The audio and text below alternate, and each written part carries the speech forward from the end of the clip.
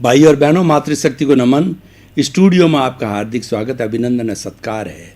सनातन सत्य के माध्यम से हम आपको दृष्टि विज्ञान देते हैं। दृष्टि विज्ञान हमारी जागृति है। दृष्टि विज्ञान हमारा रियल पुरुषार्थ है। दृष्टि विज्ञान हमारा सेल्फ रियलाइजेशन है। इस दृष्टि विज्ञान से आपको कुदरती रचना और कुदरत के कानून के बारे में जानकारी होगी, और इन सब चीज़ों की जानकारी होने के बाद आपको धीरे धीरे धीरे धीरे सनातन सुख की प्राप्ति होगी, जो कि हमारा गंतव्य है, जो कि हमारा लक्ष्य है। और उस लक्ष्य की प्राप्ति होने के बाद में कुछ भी प्राप्त करना शेष नहीं रहता है। ये सारा कार्य हम अलग अलग एपिसोड्स के माध्यम से करते हैं, विषयों के माध्यम से करते हैं। तो आज बहुत सुंदर विषय लेकर के हम आपके सामने उपस्थित हो रहे हैं। आज हमारा विषय है माता पिता ग्रस्त के भगवान। भाई और बहनों, बहुत ही सुंदर विषय है। माता पिता हमें जन्म देते हैं, और जन्म कैसे होता है उसके बारे में आपको बताना चाहता हूँ कि पिता का शुक्राणु और माता का अंडज, जब उनका आपस में इंटरकोर्स होता है तो इंटरकोर्स के माध्यम से वो शुक्राणु और अंडज दोनों जीव होते हैं। वो दोनों आत्माएं अपना अस्तित्व समाप्त करके एक तीसरी आत्मा को जन्म देते हैं, जिसको एम्ब्रियो कहते हैं, जिसको भ्रूण कहते हैं। जो तीसरी आत्मा का अवतरण होता है वो एम्ब्रियो में हो जाता है, और उसके बाद धीरे धीरे माँ के गर्भ के अंदर वो बच्चा 9 महीने तक उल्टा लटकता है, और उल्टा लटक करके 9 महीने के बाद में बच्चे के रूप में जन्म लेकर के बाहर आता है। जब भीतर उल्टा लटकता उस वक्त की स्थिति का मैं आपको थोड़ा जायजा देना चाहता हूँ कि हर जीव जब भीतर लटकता है तो प्रभु से प्रार्थना करता है कि हे प्रभु, मुझे जल्दी से जल्दी बाहर निकालो। भीतर गर्मी है, भीतर बदबू है, भीतर खट्टा है, मीठा है और अनप्लीजेंट है। इसीलिए वो हर वक्त जो है प्रभु से प्रार्थना करता है, क्योंकि उसके पास में तो यह ज्ञान पहले से ही होता है, मति और शुद्ध का बच्चे के जन्म से ही होता है। तो वह जो है वह प्रार्थना करता है, लेकिन जब बाहर आता है, व्यवहार जगत को देखता है, तो व्यवहार जगत के अंदर राग द्वेष होता है। व्यवहार जगत जड़ जगत है। इस राग द्वेष के कारण वो माया के अंदर जो है बैठ जाता है, और माया से सब कुछ वशीभूत होकर के सब चीज़ जो बात होती वो भूल जाता है, और वही घोड़ा और मैदान इंसान वही करने लग जाता है जो सामान्य व्यक्ति करते हैं। तो भाई और बहनों, माता पिता ने हमारे को जन्म दिया। अब जन्म देने के बाद के अंदर माता पिता छोटे बच्चे को, जैसे हम पौधा लगाते हैं, समझ लीजिए पौधा हमने रोपण किया, उसी तरीके से माँ ने जन्म लिया। अब उस पौधे को माली जो है ना, ट्री गार्ड लगाता है, उसमें खाद देता है, उसमें पानी देता है, उसको पशुओं से बचाव करता है, धूप से बचाव करता है, तेज़ हवा चलती है तो कहीं उखड़ न जाए बचाव करता है। तो माली जैसे उस पौधे को पालन पोषण करता है, ठीक उसी तरह से माँ जो है उसको सर्दी से बचाती है, गर्मी से बचाती है, वो टॉयलेट भी करता है, वो भी धोती है, और माँ जो है वह ठंडे में सोती है, बच्चे को सूखे में सिलाती है कि बच्चे को कहीं निमोनिया ना हो जावे। इतना ध्यान रखती है। बच्चा जब थोड़ा जो बड़ा होता है, जब वो पैरों से चलने लगता है, तो माँ ध्यान रखती है कि ये असमझ है, तो कहीं वो गिर नहीं जाए, कहीं उसके लग नहीं जावे, और कोई चीज़ ऐसी चीज़ पकड़ ना ले जिससे उसको खून आ जावे। तो यानी वो रसोई में भी काम कर रही, कोई भी काम कर रही है माँ, तो उसका जीव बच्चे में रहता है। ट्रेवलिंग भी करती है, मान लो डिब्बे में बैठी, बच्चा इधर उधर घूमने लगता, तो माँ का जीव बच्चे में। दूसरी चीज़ तो सामान को तो भूल जाती है, लेकिन माँ उस बच्चे को नहीं भूलती है, क्योंकि उसका दायित्व है। माता पिता ने जिस बच्चे को जन्म दिया है उसकी ये मॉरल ड्यूटी है, उसकी ये सामाजिक ड्यूटी है, उस बच्चे को पाँवों पर खड़ा करे। पाँवों पे खड़ा करने का क्या अर्थ होता है? उसकी गृहस्थ में है, उसकी शादी हो जावे और वो वेल अर्निंग करने लग जावे, उसकी समझ आ जावे। समझ होने के बाद उसको मित्रवत समझना, फिर जो है माता पिता का दायित्व समाप्त हो जाता है जब पैरों पर खड़ा होता है। मैं आपको एक उदाहरण देना चाहता हूँ कि एक कबूतरी है, कबूतरी एक अंडा देती है, तो अंडा देने के बाद उसको सेती है, उसको पकाती है कि कहीं कोई दूसरा जानवर उसको नोच नहीं ले, उसके ऊपर बैठती है। तो उसकी गर्मी के कारण, कबूतरी की गर्मी के कारण वो अंडा पक जाता, भीतर से चूजा निकलता है। अब उस चूजे को वो दाना लाके खिलाती है और घोंसले में सुरक्षित रहती है उसकी सर्दी से, गर्मी से, बरसात से, दूसरे जानवर से। जिससे हम अपने बच्चों की रक्षा करते हैं तो वो कबूतरी उस घोंसले में जाती है, बच्चे का पालन पोषण करती है।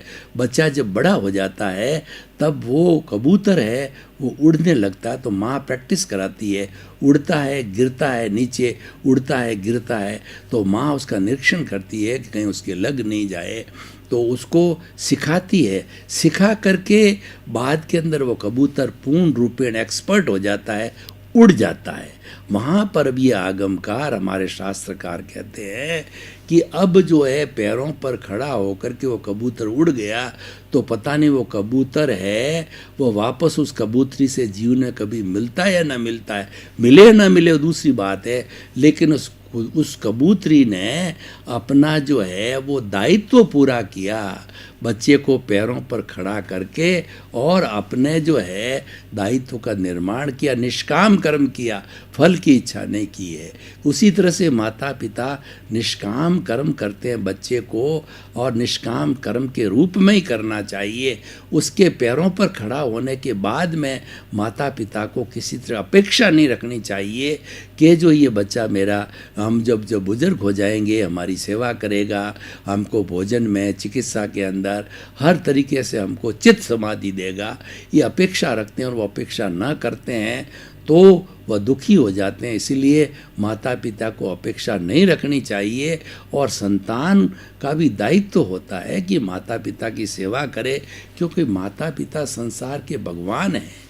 पहले ये देखिए कि संसार में कौन लाए बच्चे को? माता पिता लाए, और सर्दी से, गर्मी से जो है उसको बचपन से लगा करके फिर जो है बालक बना, बालक के बाद में जो है वो किशोर बना, किशोर के बाद युवा बना, युवा के बाद शादी करी, उसको नौकरी लगाया, उसको पढ़ाया लिखाया, उसको बिजनेस कराया। किसने कराया? माता पिता ने कराया। तो भगवान जो काम करता है वह माता पिता करते हैं, इसीलिए ये माता पिता संसार के भगवान होते हैं। मैं आपको एक उदाहरण के द्वारा बताना चाहता हूँ कि शिव और पार्वती के दो संतान हैं। एक तो जो है वो गणेश जी और दूसरा कार्तिकेय। एक बार शिव जी के मन में आया कि दोनों की परीक्षा करें कि दोनों में से जो है कौन होशियार है। तो परीक्षा करने के लिए उन्होंने एक शर्त रखी कि तुम दोनों जो है पूरे ब्रह्मांड का भ्रमण करके हमारे पास में जो पहले पहुंचेगा वो विजेता होगा, उसको हम इनाम देंगे, और दूसरा होगा वो सेकंड होगा। तो कार्तिकेय जो थे वो अपने शरीर में हल्के थे, और गरुड़ जो कि एरोप्लेन की रफ्तार से उड़ने वाला था, वो उनका जो है वाहन था। वो तो तुरंत जो आदेश मिला उस वाहन को लेकर के उड़ गए। अब गणेश जी भारी भी है और मूषक उसका वाहन है, उस मूषक वाहन पे वो बैठ करके गणेश जी को एक युक्ति सूझी। गणेश जी जो है वो माता पिता के समर्पित बच्चे थे, तो उनको एक युक्ति सूझी, माँ बाप का भीतर ही भीतर आशीर्वाद लिया और मूषक पर बैठ करके, और शिव पार्वती जी जहाँ बैठे हुए थे कैलाश पर्वत पे, वहाँ पे उन्होंने 3-4 जो है शिव जी पार्वती की परिक्रमा करके, और वो जो है वो उनके चरणों में आकर के गणेश जी बैठ गए। अब कार्तिकेय समय लगता है ब्रह्मांड का भ्रमण करने का, वो करके आए तो बहुत लंबा समय निकल गया। तब जो है शिव जी ने कहा कि गणेश प्रथम रहा, इसलिए हम गणेश को आशीर्वाद देते हैं कि इस मनुष्य लोक के अंदर कोई भी व्यक्ति शुभ कार्य करेगा, मांगलिक कार्य करेगा, तो सबसे पहले श्री गणेशाय नमः, गणेश जी की पूजा होगी, गणेश जी का नाम लिखा जाएगा, गणेश जी को शुभ प्रारंभ के लिए हमेशा पूजा जाएगा। सदियों सदियों बीत गई तो जो है गणपति बाबा गौरिया, कितना बड़ा पूरे विश्व, पूरे हिंदुस्तान में उत्सव मनाया जाता है। तो ये उनकी महानता माता पिता के आशीर्वाद से मिली। और उनको आशीर्वाद क्यों मिला कि वो माता पिता शिव पार्वती को अपना भगवान मानते हैं। तो ठीक उसी तरह से जो संतान माता पिता को भगवान मानती है, उनका आशीर्वाद लेती है, तो माता पिता का कलेजा ठंडा होता है, और कलेजा ठंडा होने से वो भीतर ही भीतर गहरा आशीर्वाद देते हैं। तो माता होती है वह तो लक्ष्मी का रूप होती है, वो भौतिक समृद्धि भी देती है और साथ साथ में आध्यात्मिक समृद्धि भी देती है। और अच्छी स्त्री है तो वो सरस्वती का रूप होती है, वो अपनी संतान को ज्ञान दान भी दे देती है, ज्ञान का आशीर्वाद देती है। और जो है वो स्त्री होती दुर्गा का रूप होती है, जब उस पर आफत आती तो दुर्गा बन जाती है। तो जब बच्चे को कोई तकलीफ़ आती है तो उसकी तकलीफ़ का भी हरण करती है। तो इस तरीके से जो माता पिता के दिल में समा जाते हैं वो हमेशा माता पिता को भगवान मानते हैं। ऐसी संतान को कोई तकलीफ़ नहीं होती है, वो श्रवण कुमार बन जाते हैं। हमारी भारतीय संस्कृति में श्रवण कुमार का नाम जैसे राजा हरिश्चंद्र सत्यवादी के रूप में लिया जाता है, तो माता पिता को भगवान मानने के रूप में, माता पिता की सेवा करने के रूप में माता पिता कहते तुम श्रवण कुमार बनो। श्रवण कुमार अपने अंधे माता पिता को कावड़ में बिठा करके पैदल चल करके तीर्थ यात्रा उन्होंने कराई। और बीच के अंदर एक जो प्रसंग भी आता है कि जब वो कावड़ को एक जगह रख करके माता पिता को ठंडा पानी माता पिता को पिलाने के लिए सरोवर के अंदर गया, तो राजा जो भगवान राम के जो पिता दशरथ थे, वो राजा लोग हैं, वो आखेट करने का शौक़ होता है, तो आखेट करने के लिए निकले। तो जब उसने पानी भरा तो वो उनको दिखाई नहीं दिया और सर सर की आवाज़ आई। तो दशरथ ने देखा कोई हिरण है, तो दशरथ ने उस आवाज़ की वजह से वो उस पर जो बाण चला दिया, और वो बाण जो है श्रवण कुमार को लगा। और जो है वो उसने बोला हरे राम, तो उन्होंने कहा कि मनुष्य की मृत्यु हो गई। उसके पास में आए तो वो जिंदा था। उसने कहा मेरे माता पिता प्यासे हैं, ये पानी ले जाके उनको दो। उसने उसे क्षमा याचना की और वो माता पिता के पास गए और पानी पिला, बोले नहीं, दशरथ पानी पिलाने लगे। तो पानी जो है उसकी जो धार से उन्होंने पहचान की है कि ये तो धार दे रहा है और श्रवण कुमार नहीं है। उन्होंने कहा तुम कौन हो, मेरे पुत्र नहीं हो। तब उन्होंने सारी कहानी सुनाई। तब जो माता पिता ने कहा हमारा आश्रय समाप्त हो गया, तो जिस तरीके से हम श्रवण कुमार के दुख में दुखी होकर के मरेंगे, उसी तरह तुम भी जो है वो अपने पुत्र के वियोग के अंदर तुम्हारी मृत्यु होगी। तो राम को जिस दिन जो है अभिषेक होने वाला था, तो उस वक्त जो है वो कैकेयी ने अपने दोनों वर मांग लिए। तो पहला वर ये था कि राम को 14 वर्ष का वनवास दो, और दूसरा वर ये था कि मेरे बेटे भरत को राज्य दिया जाए। और उनका एक तरफ तो अभिषेक होने वाला था, और मोरनी के अंदर सीता, राम और लक्ष्मण वन की और 14 साल के लिए चले गए। तो भाई और बहनों, राम अपने पिता को जो है, वो माता को जो है वो भगवान मानता था, थ्राउट मानते रहे। इस वजह से वो इतने प्रिय थे राम। वैसे सभी पुत्र प्रिय थे, लेकिन राम उनके दिल में बैठा होता है। एक माता पिता के जो कई संतान होती है, लेकिन सारी संतान श्रवण कुमार नहीं होती है। जो श्रवण कुमार होता है वही माता पिता को भगवान मानता है, और वही माता पिता के दिल के अंदर समा जाता है। और जो माता पिता का जिसको आशीर्वाद मिल गया, उसको फिर किसी भी देवी देवता के आशीर्वाद की आवश्यकता नहीं है। इसीलिए आपने बहुत सी जगह देखा होगा कि बड़ी बड़ी ट्रकें चलती है, बड़े बड़े जेसीबी चलते हैं, बड़े बड़े यंत्र चलते हैं, उसके पीछे लिखा होता है माँ का आशीर्वाद। दुनिया के अंदर माँ का आशीर्वाद बहुत प्रसिद्ध है। माँ का आशीर्वाद मिल गया यानी भगवान का आशीर्वाद मिल गया। इसलिए भाई और बहनों, इस एपिसोड के माध्यम से और ख़ास तरह से भारत में 80 करोड़ हमारे युवा है, उन सब युवाओं को इसके मैसेज के साथ में हम कहना चाहते हैं इस एपिसोड के माध्यम से कि आपके माता पिता आपका बहुत कष्ट सहन करके भरण पोषण करते हैं, आपको पढ़ाते हैं, लिखाते हैं। वो तो फटे हुए कपड़े पहनते, आपको अच्छी पोशाक पहनाते हैं, और वो तो रूखा सूखा खाते हैं, आपको हलवा खिलाते हैं, और वो बेचारे अपना पेट काट करके आपको इंजीनियर, डॉक्टर, चार्टर्ड अकाउंटेंट बनाते हैं, और आपको कलेक्टर बनाते हैं, आपको आईपीएस आईएएस बनाते हैं। हर माता पिता की एक ख्वाहिश रहती है कि मैं रुपया हूँ तो मेरा बेटा सवा रुपया रहना चाहिए, ऊंचा से ऊंचा पद भी उसको देखना चाहते हैं। और जब पद पर चले जाते हैं तो वो बच्चे जो माता पिता का अगर तिरस्कार करते हैं। अब वर्तमान का थोड़ा सिनेरियो भी मैं बताना चाहता हूँ, युवाओं को कहना चाहता हूँ कि रास्ते मत जाना।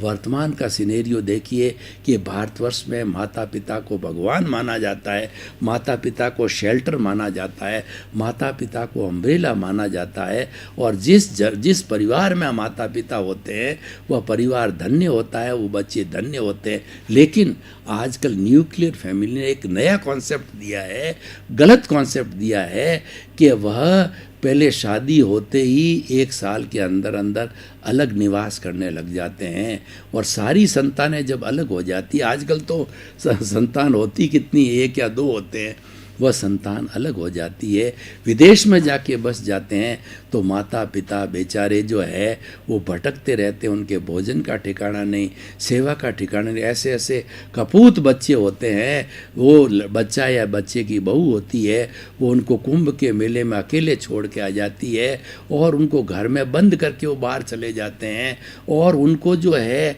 वो वृद्धाश्रम बन गए आजकल।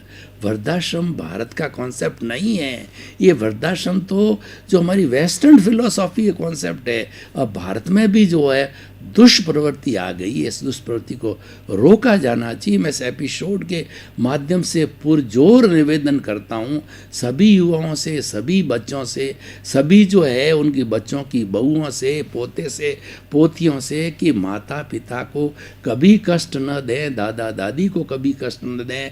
वो संसार के भगवान हैं, वो पूजनीय है। सुबह आप उनका प्रणाम करते हो मतलब भगवान का प्रणाम हो गया। इसीलिए संतान को सुबह उठ करके अपने माता पिता का अवश्य ही प्रणाम करना चाहिए, और बच्चों को समझना चाहिए कि माता पिता की चित्त समाधि किसमें है। उनको जिस चीज़ की आवश्यकता होती है, उनको हीरे पन्ने माणक मोती नहीं चाहिए। माता पिता की अवस्था में आने के बाद बुजुर्गी उनका जीवन शालीन हो जाता है, उनको सादगी हो जाती है। उनको आवश्यकता क्या होती है? उनको रोटी की होती है, कपड़े की आवश्यकता होती है, प्रभु कीर्तन की आवश्यकता होती है, उनको सत्संग की आवश्यकता होती है, उनको तीर्थ यात्रा की आवश्यकता होती है। तो जो भी इच्छा, और दूसरा दान पुण्य करने की इच्छा होती है। इसीलिए माता पिता को जो भी आवश्यकता होती है बच्चों को समझना चाहिए, चाहे वो अर्थ की है, चाहे सेवा की है, वो जो है उसकी पूर्ति करना चाहिए। और माता पिता जब उम्र के साथ आ जाते हैं, उनकी उम्र ढल जाती है, तो उनको भी थोड़ा परिवर्तन लाना चाहिए कि उनको सब अपने बच्चों को पक्षपात नहीं करना, सबको एक नज़र से देखना। अगर प्रिय बच्चा भी प्रिय होता ही है, अगर 2-3 बच्चे होते हैं, लड़के होते हैं, तो कोई प्रिय भी होता है, लेकिन वो झलकने नहीं चाहिए उसकी प्रियता के प्रति। उसके प्रति मंगल भावना करो, उसके साथ रहते भी हैं, करते भी है। और जो अप्रिय होता है उसके साथ रहना पसंद भी नहीं करते हैं, क्योंकि अप्रिय होता है वो कष्ट देता, माता पिता की केयर नहीं करता है, प्रिय के साथ ही जाते हैं ये तो बात लाजमी है, होता ही है। पर कुल मिलाकर के बात ये है कि माता पिता संसार के भगवान होते हैं, इस जो है बात को आप गांठ बांध लीजिए, इसको आप भूलिए नहीं। और हमारी भारतीय संस्कृति के अंदर एक नया जो है मोड़ लाइए, इस वृद्धाश्रम को बंद कीजिए और जो जो माता पिता को आपने वृद्धाश्रम में भेज दिया वापस घर लाइए, उनकी पूजा कीजिए। भगवान वृद्धाश्रम में जाने लायक नहीं है, भगवान तो घर में पूजनीय हुआ करते हैं। उनकी पूजा करो, उनको चित समाधि पहुंचाओ, उनको सेवा करो। और माता पिता को भी अपेक्षा बिल्कुल नहीं रखनी चाहिए, क्योंकि अपेक्षा रखने से अगर सेवा नहीं होती दुख का कारण होता है। और एक माता पिता को विशेष ध्यान रखना चाहिए कि अच्छी संतान होती, नो डाउट, सेवा करने वाली, लेकिन न भी हो तो अपना जो आर्थिक पक्ष है वो मजबूत रखना चाहिए। कोई भी अगर संतान सेवा नहीं करे, पास में अर्थ है, तो आप नौकर को रख करके, पैसे वाली किसी भी जो बाई को रख करके आप अपनी सेवा करवा सकते हो, ताकि आपका बुढ़ापा आराम से। कुछ माता पिता गलती कर जाते हैं, बहुत विश्वास में चले जाते हैं, अर्थ होता सब बच्चों को लुटा देते हैं, और बच्चे जब उनको मालूम पड़ जाता है कि माता पिता तो खाली है, तो वो उनकी सेवा नहीं करते हैं। तो ऐसा भी नहीं करना चाहिए, स्वभाव में परिवर्तन करना चाहिए कि आपको रोटी थोड़ी देरी से मिल रही है, थोड़ी रोटी ठंडी मिल गई, इसके बहू ने कुछ सुना दिया। टॉलरेंस पावर माता पिता को बढ़ानी बहुत ज़रूरी है, क्योंकि जब वो जवान होते हैं, कमाने वाले होते हैं, खुद होते हैं, तब तो मान लो थोड़ा इंटॉलरेंट होता तो बात चल जाती है, वो आश्रित नहीं होते हैं। लेकिन जब बुज़ुर्ग हो जाते हैं और उनका शरीर निर्बल हो जाता है, तो निश्चित तौर पे 70 की, 75 की, 80 की उम्र आती है, तो निश्चित तौर से शरीर दुर्बल हो जाता, सेवा मांगने लग जाता है, खुद रोटी पका नहीं सकते, खुद में विस्मृति चालू हो जाती, कोई रोग लग जाता है, चल फिर नहीं सकते, मार्केट से सामान नहीं ला सकते, उनकी तो उठने की भी स्थिति नहीं होती कई माता पिता की। तो ऐसे समय के स्वभाव में चेंज जरूर लाना, स्वभाव उग्र नहीं होना चाहिए, स्वभाव में क्रोध की बात ना होना चाहिए, क्षमाशीलता होनी है, संभाव होनी चाहिए। देरी भी होगी तो कोई बात नहीं बेटा, कोई बात नहीं है, ध्यान रखना। तो इस तरीके से उनके प्रति विनम्रता का व्यवहार माता पिता को अपने बच्चों के प्रति करना चाहिए। विनम्रता के व्यवहार से उनमें भी सहजता आएगी और वो आपका ध्यान रखेंगे। तो ऐसे कुछ सूत्र जो माता पिता को मैंने दिए, संतान को दिए, सारी संतान भी बुरी नहीं होती है और सारे माता पिता भी अच्छे नहीं होते। हर एक को अपनी अपनी ड्यूटी निभानी चाहिए। माता पिता को भी जब बुज़ुर्ग हो जाते हैं, तो जैसे मैंने 2, 4, 5 जो मेन टिप्स बताए कि स्वभाव में परिवर्तन होना चाहिए, अपने अर्थ को बचा करके रखना चाहिए, और ज़्यादा थोड़ा समय जो है वो अपना स्वयं के हाथों से काम करना चाहिए जितना कर सकते हैं। और सोसाइटी के लिए अगर चल फिर सकते हैं तो सोसाइटी के लिए उनको उपयोगी होना चाहिए। सीनियर सिटीजन्स को अगर शिक्षक है और वो 2-5 घंटा बच्चों को पढ़ाने में फ्री, उसमें मानद सेवा होनी चाहिए, वो सेवा के खाते में जाती है। अगर पैसा ले लिया वो तो आपका स्वार्थ है। सेवा फ्री होती है, वही सेवा कहलाती है, वही परोपकार कहलाता है। भाई और बहनों, आपका बहुत बहुत धन्यवाद। आप हमारा ये जो है सनातन सत्य कार्यक्रम देख रहे हो, ये बहुत सुंदर कार्यक्रम है। इस कार्यक्रम में सब सुंदर सुंदर एपिसोड्स लिए जाते हैं। इसमें आपको हम कुदरत का कानून, कुदरती रचना और कुदरत के बारे में बताते हैं। उससे आपको अल्टीमेट ट्रुथ मिलता है। अल्टीमेट ट्रुथ हम आपको क्यों देना चाहते हैं कि जब एक बार आपको शाश्वत सत्य, सनातन सत्य मिल गया, तो धीरे धीरे आपके अंदर परिवर्तन होते, स्टेप बाय स्टेप सुख आते आते जो है आपको शाश्वत सुख की प्राप्ति हो जाएगी, जिसको प्राप्त करने के बाद आपको कुछ भी प्राप्त नहीं करना पड़ेगा। तो आपके प्रति मंगल भावना शुभ।